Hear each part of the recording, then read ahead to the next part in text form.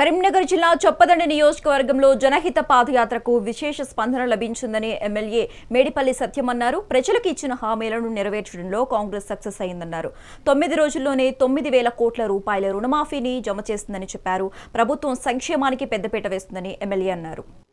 రేవంత్ రెడ్డి గారి నాయకత్వంలో ఏర్పడ్డ తర్వాత ఈ రాష్ట్రంలో అనేక సంక్షేమ పథకాలు పేదోళ్లకు గత 10 ఏళ్లలో ఏనాడు కూడా గత ప్రభుత్వం ఒక ఇల్లు కట్టియకపోయినా మేము వచ్చిన కొద్ది కాలంలోనే ఇందిరమ్మ ఇల్లు కట్టిస్తున్నాం, రేషన్ కార్డులు ఇస్తున్నాం, సన్న బియ్యం ఇస్తున్నాం, మహిళలకు ఆర్టీసీ బస్సులో ఉచిత ప్రయాణం, 200 యూనిట్ల లోపు జీరో కరెంట్ బిల్లు, అదేవిధంగా రైతు రుణమాఫీ దేశ చరిత్రలో ఎక్కడా లేని విధంగా 25 లక్షల మంది రైతులకు దాదాపు 21,000 కోట్ల రుణమాఫీ చేసినాం. 9 రోజుల్లో 9,000 కోట్ల రైతు భరోసా ఇచ్చినాం. ఒక్క వ్యవసాయ రంగానికే మా ముఖ్యమంత్రి రేవంత్ రెడ్డి గారి నాయకత్వంలో 1,02,000 కోట్ల రూపాయలు వ్యవసాయ రంగానికి ఖర్చు పెట్టినాం. అది రైతు భరోసా కానీ, రుణమాఫీ కానీ, పంటల బీమా కానీ, ఇట్లా వ్యవసాయం కోసం 1,02,000 కోట్ల నిధుల్ని వ్యవసాయం కోసం ఖర్చు పెట్టినాం.